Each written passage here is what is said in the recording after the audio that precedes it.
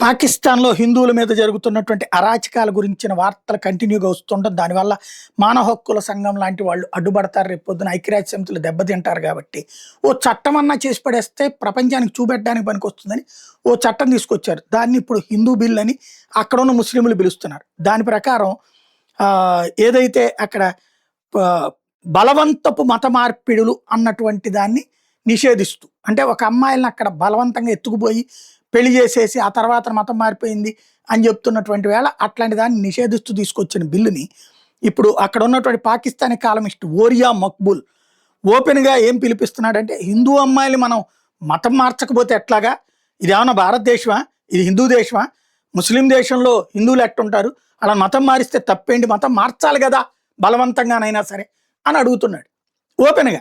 Columnist వాడు. మన కాలమిస్టులు పాకిస్తాన్ కోసం పనిచేస్తారు, పాకిస్తాన్ కాలమిస్టు పాకిస్తాన్ కోసమే పనిచేస్తాడు.